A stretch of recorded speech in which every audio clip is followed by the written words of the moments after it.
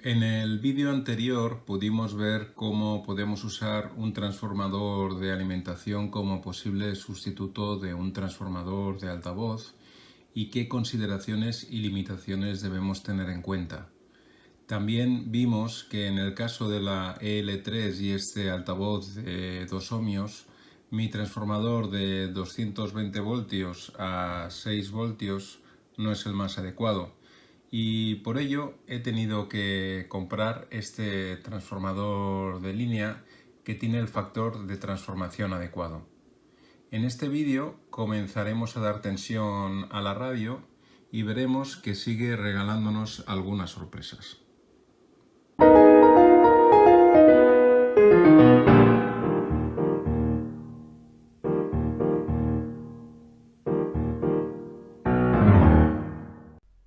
Antes que nada, quería agradecer algunos comentarios en mi vídeo anterior cuando mostré la medida de la impedancia del altavoz con un ómetro en continua.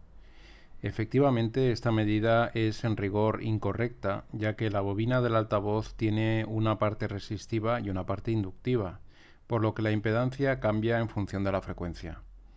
Por ello, después he medido la bobina del altavoz con el aparato de los chinos, resultando en una parte óhmica de 1,9 ohmios y una parte reactiva de 80 microhenrios.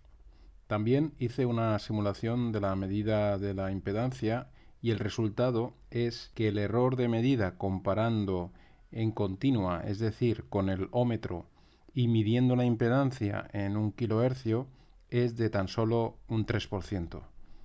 En la banda de paso de audio, que es de 3,5 kHz, la impedancia en el secundario cambia entre los 2545 ohmios que tenemos en baja frecuencia hasta los 3400 en la parte alta de la banda de paso, por lo que en nuestra aplicación seguimos necesitando el transformador adecuado. Y aquí está. Este es el típico transformador que se utilizaba antiguamente en los sistemas de distribución de megafonía y que se puede conseguir fácilmente por internet. En el secundario tiene dos tomas, una para 4 ohmios y otra para 8 ohmios. Y veréis que en el primario, en lugar de impedancias, aparecen potencias. Esto es porque está referenciado a un valor eficaz de 100 voltios, por lo que es fácil calcular las impedancias de cada bobinado, como podéis ver aquí. Como la impedancia del altavoz es de tan solo 2 ohmios, las impedancias que veremos reflejadas en el primario serán la mitad. En nuestro caso, recordad que idealmente necesitábamos una impedancia de 7K, por lo que elegiremos la toma de 10.000 ohmios para tensiones de placa altas y la de 5.000 ohmios para tensiones más bajas. Eso lo iremos viendo en función de los voltajes que encontremos en el circuito. A continuación vamos a ir poniendo en marcha la radio. La verdad es que tras toda la reconstrucción del esquema, la verificación de los componentes y la limpieza ya tenía ganas. Lo primero que hacemos es enchufarlo a la red sin poner ninguna válvula para saber si el transformador de la radio está bien y qué tensiones presenta. El primario del transformador tiene tres posiciones: 110 voltios, 225 y 245 voltios, por lo que comprobaremos el transformador en 110 voltios y 220 voltios. Y aquí tenemos los resultados. Tanto en 110 voltios como en 225 voltios, las tensiones de filamento de la radio y de la rectificadora son similares y parecidos a sus valores teóricos de 6,3 voltios y 5 voltios respectivamente. Pero en el caso de las tensiones de placa hay una discrepancia relevante, ya que en el caso de 110 voltios tenemos una tensión de secundario de 416 voltios eficaces, y en 225 366. La tensión eficaz máxima que he visto para esta válvula en la mayoría de referencias es de 350 voltios, por lo que me parece que algo no está bien en la combinación de 110 voltios y creo que será mejor no usarlo. Y esto no es un problema porque podemos conectar la radio a 220 voltios, por lo tanto no es ningún inconveniente. Así que vamos a alimentar la rectificadora seleccionando el bobinado de 220 voltios y de momento poniendo una carga ficticia. Desde el punto de vista de la alimentación, podemos ver la radio como un primer bloque que constituye la propia fuente de alimentación que lleva la 5Y3, después la EL3 seguida de un filtro en pi y después una serie de válvulas conectadas a B+ a través de una serie de resistencias. Al conectar el transformador a 220 voltios obtendremos un voltaje en vacío, es decir, sin carga en la salida de la rectificadora de unos 517 voltios. Y este es el valor de pico correspondiente a la tensión eficaz del secundario que antes hemos visto que era de 366 voltios. Pero el voltaje real que veremos en la radio va a ser inferior, ya que en la rectificadora tiene una resistencia interna significativa del orden de algún kiloohmio. Para poder calcular el valor de la carga ficticia que debemos usar, primero estimaremos el consumo de la radio. El consumo de las diferentes válvulas lo podemos estimar a partir de las hojas de características. En la L3 ya vimos que la corriente de placa es de unos 40 mA y a esto debemos sumarle unos 4 mA que es la corriente de G2 cuando está a 250 voltios, que es lo que indica el fabricante. Podemos hacer lo mismo para el resto de válvulas y además esto nos da pista de los voltajes esperables en cada una de las etapas cuando vayamos montando los tubos. El resultado es que la radio debe de consumir unos 63 mA.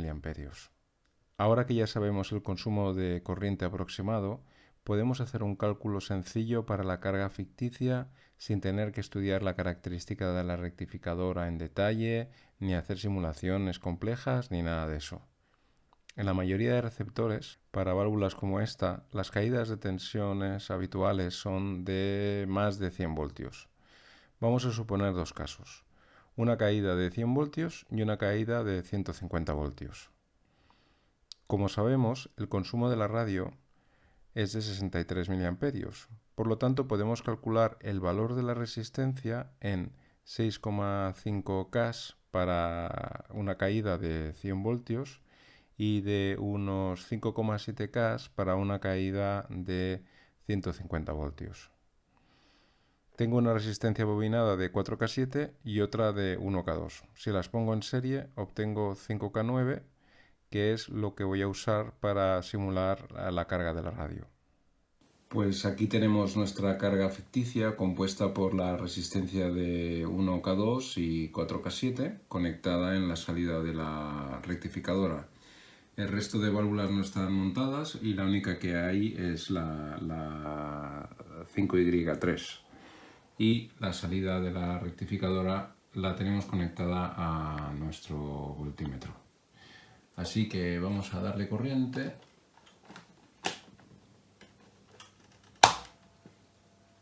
y vamos viendo cómo al principio aquí va subiendo la tensión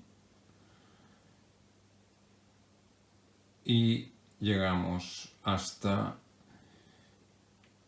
376 voltios 77.